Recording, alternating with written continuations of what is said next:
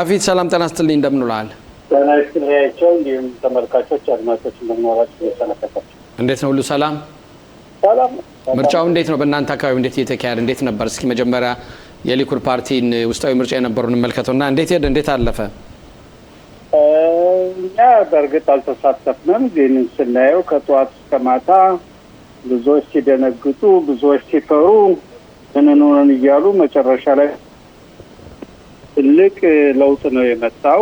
ሚኒስትሮች ወደ 4 ሚኒስትሮች ደግሞ እንደማይመረጡ ግልጽ የሆነ ነው። ወደ 11 የክኔሴት አባሎች ይወጡ ነው። እንግዲህ የፖለቲካ ጉዳይ የዲሞክራሲ ጉዳይ ስለሆነ የሆነውን መቀበል ነው። ሌላ ምን ይሆናል? በእውነት አሁን ይህ ላይ በዲሞክራሲ መብት ህዝቡ ማለት በተለይ የፓርቲው አባል የሆነ ብቻ ወጦ እገሌን ፈልጋለሁ እገሌን አልፈልግም ብሎ የመረጠበት ሁኔታ ነው። በጣም በሚገርም ሁኔታ ይሄ ማለት እንግዲህ የእያንዳንዱ ተወዳዳሪ ወይም እያንዳንዱ የክኔሴት አባል የነበሩትኝ በሙሉ በዛን ሰዓት ህዝቡ እንግዲህ ቢያንስ አባላቱ ፈርዶባቸዋል ማለት ነው። ያም በስራቸው አንድም እሱ ነው መልዕክቱ። በሌላ በኩል ደግሞ እንዳየነው ከሆነ ጠቅላይ ሚኒስትሩ ቀጥታ ተሳትፎ ነበራቸው።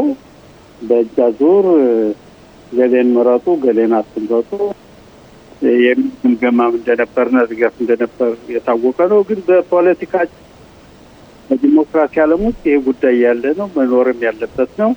ስለዚህ አነሰ በዛ እንግዲህ የሊኩድ ፓርቲ በክኔሴት የሚወዳደሩትን መርጧል።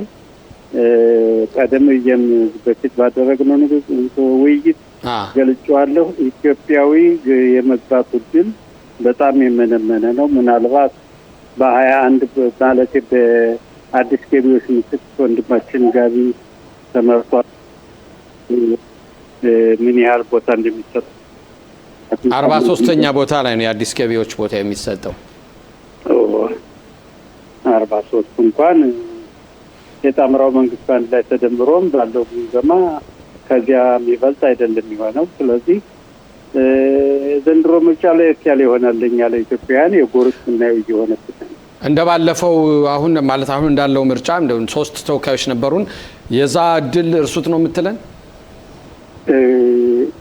እንግዲህ እንደምታው አንድም ኢትዮጵያዊ የመግባት እድል ምናልባት ከመስከረም 6 ቀን ነው 7 ቀን ድረስ እያንዳንዱ ፓርቲ አባላት ያስታውቃል። እስከ 7 ድረስ እስከ 7 መሰለኛው እና በዚያ መሰረት ማን እንደሚገባ ማን ወደ ኋላ እንደሚቀር ግልጽ ነው ይታያል። እዚያ በኋላ እንግዲህ ኢትዮጵያዊ ይገባል አይገባም የሚለውን ውይይት እናደርግ ይችላል። እንዳው የትናንሽ ፓርቲዎች ሁኔታስ በምታይበት ሰዓት በእርግጥ ምናልባት አሁን ቀደም እንደተናገርከውም ከመስከረም 7 በኋላ ያንዳንዱ ፓርቲ የራሱን እጩ ይዞ ለአስመራጭ ኮሚቴ ያቀርባል። በዛ ላይም ውህደት የሚባል ነገር አለ። ወደ ውህደቱ የማይካሄድ ከሆነ ግን ይሄ ድምጽ ማባከን ሁኔታ ሊከሰት ይችላል የሚሉ ብዙዎቹም ስጋት አላቸው። ቢያንስ ከ5 እና 6 መቀመጫ በላይ የድምጽ ብክነት ሊኖር ይችላል የሚሉ አሉ። ይሄን አንተ እንዴት ታየዋለህ? ይሄ እኮ ነው በጣም የሚገርመው። አንደኛ በዚህ 3 ዓመት ውስጥ ሀገሪቱ ናዝቡ በጣም ከፍተኛ የጦርነት ዝንብር ሁኔታ አልፈናል። ብዙ ወገኖቻችን ወታደሮቻችን አልቀዋል። በእስራኤል ታሪክ ውስጥ ያልነበረ በዜጎች ልጆች እናቶች ተጠልፈው ሄደው አዛ ጉድጓድ ውስጥ ባጅተው መጥተዋል። ከዚህ ከመጡ በኋላ ሁሉም አንድ ዓላማ መኖር አለበት። በመጀመሪያ ደረጃ እስራኤል፣ ሁለተኛ ጸጥታውና ህዝቡ መባል ሲገባው እያንዳንዱ የስደተኛ ጸባይ በመያዝ እኔ ሲባል አሁንም እንዳልከው 7 እስከ 8 መቀመጫ ሊባክን ይችላል። ምናልባት ከመስከረም 7 ቀን ውስጥ በዚህ በግምገማ በሚደረገው ድምጽ ማያገኙ ፈተናውን ማለፉ ግለሰቦች ፓርቲዎች በአንድ ላይ ሰብሰብ ቢሉ በተለይ የተሻለ ይሆናል። ይሄ መካከለኛና ስሞላና መርካዝ የሚባለው ክፍል በጣም እንደተወነጃበረበት ነው። አንዱ ምሉ የሚላል፣ አንዱ ቀኝ ይላል፣ አንዱ መሀል ሰፋሪ ይላል። ሁሉም ኃላፊነት የጎደለው ሩጫ እያደረጉ ነው።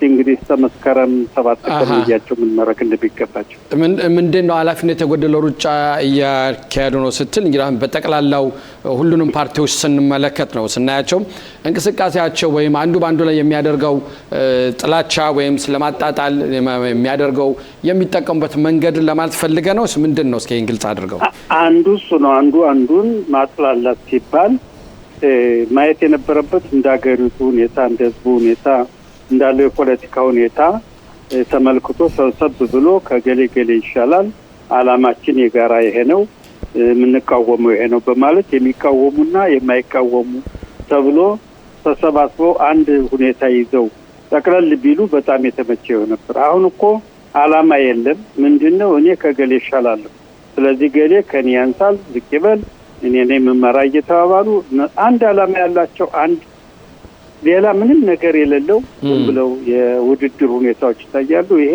የግለሰብ ውድድር ነው እንጂ ያላማው የዲሞክራሲ የበለጠ እንደው ዲሞክራሲ በማመን ሊሆን አይችልም ይሄ ጉዳይ ምክንያቱም እያንዳንዱ ብድግ እያለ እየተነሳ የራሱን ፓርቲ አቋቁሞ መግባት እንደው ምን ትለዋለህ ይሄን ፖለቲካ እኮ በአጋጣሚ አይደለም ፖለቲካ ከድሮም ታስቦ ተገምግሞ አላማ ተይዞ እንዴት መሄድ እንደሚገባው እቅድ ተይዞ ነው እንጂ እንዲሁ ዝም ብሎ አሁን ድል ያጋጠመኝ በማለት ድል ልሞክር የሚባልበት ሁኔታ የለም። ይሄ የሚያሳየው የስደተኛ ጸባይ ነው። ስደተኛ የሆኑ ግለሰቦች አላማ ያላቸውም ዋናው ነገር የዛሬውን ማለፍ ነው የነገውን ለመቀበል መዘጋጀት ነው። ከዚያ ውጭ በድሉም ይዘን በምንም ይዘን ዝም ብሎ እኔ ተመስኮ ሀያ እንዳለችው ሰርቫይቭ ቀን እንዳለችው አይነት እየተደረገ ስለሆነ በጣም የሚያሳዝነው ሁኔታ ይሄ ነው። ስንዳው ቀደም ሲል ማለት ጥቅም 7ን ክስተት አስታውሰዋል። በዚህ አሁን በሚካሄደው ምርጫ ላይ የራሱ የሆነ ተጽዕኖ ይኖራል ብለህ ታስባለህ? አላማ ያላቸው በተለይ ይሄ ካፕላን ጎዳና ሰላማዊ ሲደረግ የነበረው 2 ዓመት ውስጥ ስደተኞች የተጠለፉ እስከሚመለሱ ድረስ እነሱ በአንድ ላይ ሰብሰብ ያሉ ይመስላሉ። የዲሞክራሲ ፓርቲዎችን ምርጫ ያይተናል። ምናልባት እና ይዘንቆትም እነዚያን ይዘው ሌላው ግን በመዋዠቅ ላይ ነው 5 6 7 መቀመጫ ሊከስር የሚችለው በዚህ ሁኔታ ነው። ስለዚህ የ2007ቱ አንድ አላማ ይዞ እንደ እስራኤላዊ በአንድ ላይ ሰብሰብ ብሎ አንድ ነገር መወሰን ሲገባ ቂም መያያዝ አለ። የኔ ዘመድ ሞቷል፣ የኔ ዘመድ ተጠልፎ ነበር ተመልሷል፣ እኔም አልደረሰብኝም፣ ይሄም ቂቡጽኒክ ነው፣ ይሄም ደግሞ ግራ ነው የሚሉ አቅጣጫዎች እየተያዙ ነው። ይሄ የወደፊቱን የእስራኤል ህልውና ለልጆቻችን በተለይ በጣም አደገኛ ሁኔታ እየተፈጠረ ነው። እንግዲህ ከጥቅምት 27 በኋላ እንየው። የአጣሪ ኮሚቴ ለመቋቋሙ ምናልባት አሁን ባለው መንግስት ላይ ከፍተኛ ትችት እየተነገረ እየተቹም ይገኛሉ። ምናልባት ይሄስ የምርጫውን ሂደት ሊቀይረው ይችላል። ለምሳሌ መራጮች ካንዱ ወደ አንዱ የሚቀያየር የመሄድ ሁኔታ አይመስለኝም። ህዝቡ ከሁለት ነው ተከፍሎ ያለ። አንዱ መሆን ያለበት ጥቅምት 7 ቀን 2023 ዓመተ ምህረት የደረሰበትን አደጋ የሚመረምር ለህዝቡ የሚያቀርብ ለወደፊቱ ትምህርት ሊሆነና አቋም እንያዝ ሲል፣ ሌላው ደግሞ ሆኗል የድሮ ማጣሪ ኮሚቴ የሚባለው መንግስት ሹሞ ራሱ ያጣራ የሚለውም ብዙ እየተነገረ ነው። ይህን ቤተሰብ የተጠለፈባቸው የሞተችባቸው ሁሉ በዚህ ደረጃ ተከፋፍለዋል። ስለዚህ ፖለቲካ ሆኗል ማለት ነው። ይሄ ፖለቲካ ሆኗል። ልክ እዚህ በፊት እንደነበረው ያጣሪ ኮሚቴ ማቋቋም ማለት የግራው ክንፍ የሚጠይቀው ነው፣ የቀኙን ክንፍ ለማዳከም የሚደረግ ነው የሚላለ። ሌላው ደግሞ መንግስት ይወስንና የመንግስት አጣሪ ኮሚቴ ይቋቋም የሚላለ። ይሄ ያኔ ያህል ተጽዕኖ ያደርጋል ብዬ አላምንም።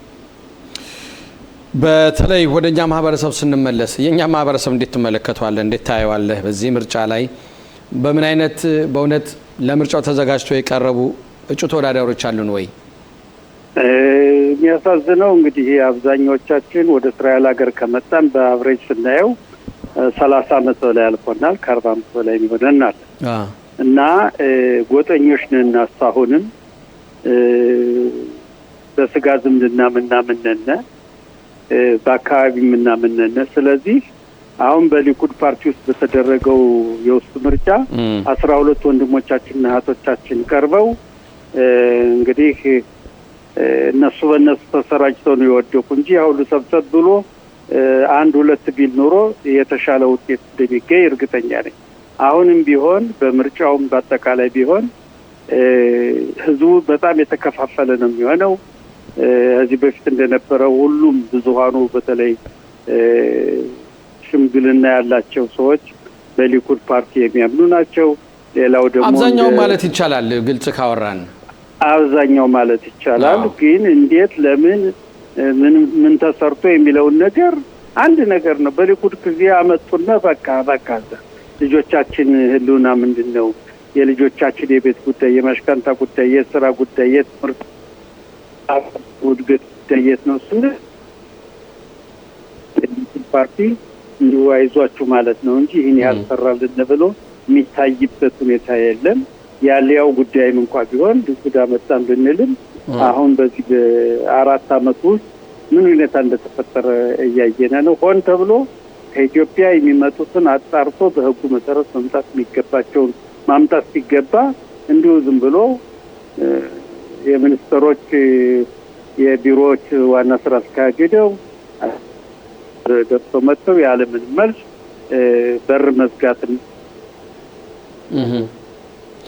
ዞሮ ድክመቱ ከኛ አይደለም ወይ? በተለይ ደግሞ አሁን እዛ ያሉትን ወገኖቻችን የነሱ ያለ መምጣት ሁኔታ የኛ ድክመት አይደለም ወይ? የኛ የራሳችን ውስጥ ያለ መደራጀት የኛ እንዳለ መሆን ይሄስ ራሱን የቻለ ተጽዕኖ ያሳድር የለም ወይ?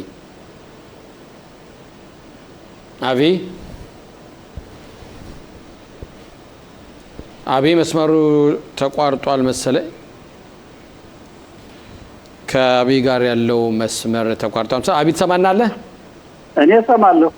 አዎ አሁን ይሻላል። ትንሽ የሚያስተጋባ ድምጽ አለ። እንግዲህ አሁን ጥሩ ነው እና ይሄው ቀደም ሲል ነው በተለይ በዚህ 4 አመት ውስጥም የመጡ የኛ ወገኖች ኮምታት የሚገባቸው አልመጡም ያልከው ሁኔታ አለ። ምናልባት ይሄ ችግሩ ከኛ አይደለም ወይ?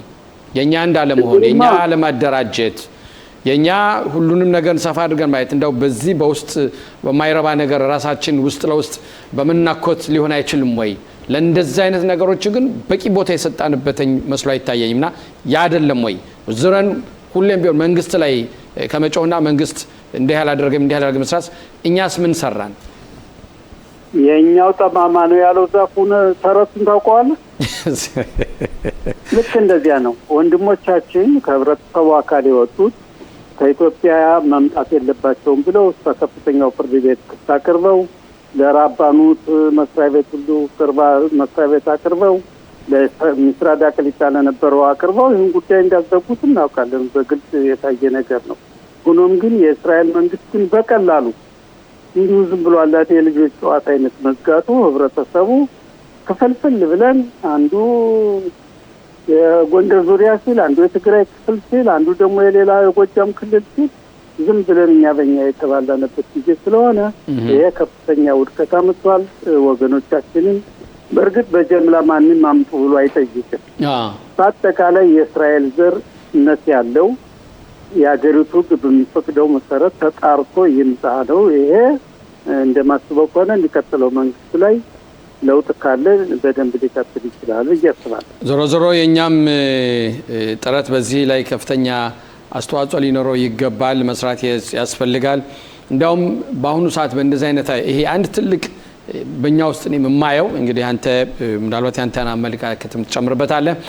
የኛ በፖለቲካ ዘርፉ አለመደራጀታችን ዛሬ ከደረስንበት ደረጃ ላይ ልንደርስ ችለናል። ይሄ ማለት ምንድነው? ይሄ ወገኖቻችን እንደሚመጡ ደጅ መጥናት ነው ያለብን። የሌላውን የዓለም ክፍል ስንመለከት ቦታቸው ድረስ እየሄዱ ባካችሁን እያሉ እየለመኑ እያመጡ የኞች ግን ውሰዱን እያሉ በፍጹም መምጣት አትችሉም ተብሎ የተቋረጠ የተዘጋባቸው ሁኔታ ያለና ይህ ሁሉ እኛ በፖለቲካው ዘርፍ አለመደራጀታችን ከታች ከስር ከመሰረቱ ተነስተን በፖለቲካ ታንጾ አለመድጋችን በተለይ ደግሞ ባለፈው ጊዜም እንዳልኩት ፖለቲካ ስንጀምር እኔ ከህዝቡ ጋር ያለኝ ግንኙነት ምንድነው? በምን አይነት ዙሪያስ አገልግያለሁ? በህዝቡ ዘንድ ታዋቂነት አለኝ?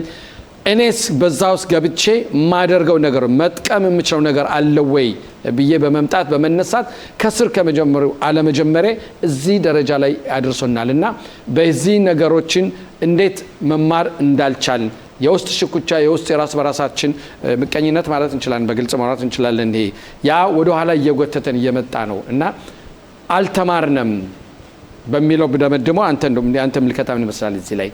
አዎ አለመማራችን ብቻ አይደለም እንደ መስሪያ ከሆነ አንደኛ ከአፍሪካ የመጣነን የአፍሪካ ህዝብ የዲሞክራሲ ጨዋታን አያውቅም አይገነዘብም። ስለዚህ በዚያ ደረጃ ለነጮች ተስማምተናል። በጣም እንደፈለጉ ሊከፋፍሉን ይችላሉ። አዎ እንዲዘውሩን ሆኗል። ስለዚህ ከዚህ በፊት በተለያዩ ሁኔታዎች ሁለት ሶስት ተከፋፍለን በተለያዩ ፓርቲዎች ተጋብለን ጥሩ ውጤቶችን አምጥተን ነበር። ዘንድሮ ግን እንደማየው ከሆነ ብዙም ተስፋ የለም። ስለዚህ የኛ ህብረተሰብ ገና ብዙ ይቀረናል። ብዙ መተባበር፣ ብዙ አንድ መሆን ያስፈልገናል። ያ ከኛ የሚጠበቅ ነገር ነው። አዎ ልናስብበት ይገባል። በእውነት ሁሉ ጊዜ በሉብኝ ጠጡብኝ ከማለት እኔስ ምን ሰራው እኔስ ምን አደረኩ እኔስ ምን ማድረግ ይችላል በሚሉ ብንመጣ ጥሩ ነው። በተለይ ደግሞ ፖለቲካ ለሁሉም ነገር መክፈቻ ነው ባይነኝ መሆንም ያለበትም ነው። አገራችን እያየን ነው ሁሉም በፖለቲካ ዘርፍ ትንሽ እጁ ያለበት የገባ ምን አይነት መቀየር እንደሚችል ነገሮችን ባጭሩ መስራት እንደሚችል እያየን ነውና በዚህ ዙሪያ በእውነት ጥልቅ እውቀት ሊኖረን ይችላል ልንገነዘብ እንችላለን። እንደው ቀደም ሲልም ነገርኩ እንደው አንተም እንደምታውቀው አቢ አብዛኛውን የኛ ማህበረሰብ ማለት እንችላለን ምናልባት አሁን ትንሽ ሊቀየር ይችላል እንጂ የአንድ ፓርቲ የሊኩድን ፓርቲ መራጭ ነው እና አባል ሁን ሲባል አይመጣም። በምርጫው ሰዓት ግን ለምርጫ ሄዶ ሆ ብሎ ያን ይመርጣል። ይሄ ትክክል አይደለም። ወደዛ ሂጄ ያን ፓርቲ ሂጄ መምረጤ ካልቀረ ለምን የራሴን ሰው ይዤ አልገባም? ይሄን አልገባንም። ገና የፖለቲካው ቁማርማ አልገባንም። ቁማሩን ለመግባት ምናልባት ልጆቻችን ይችሉበት እንደሆነ እንጂ እኛ ስሜታዊ ነን። በስሜት ነው የምንሮጠው፣ በስሜት ነው ጉዳዮች የምንፈጽመው። ስለዚህ ይኸው ሳንዘጋጅ ምርጫው ደረሰ።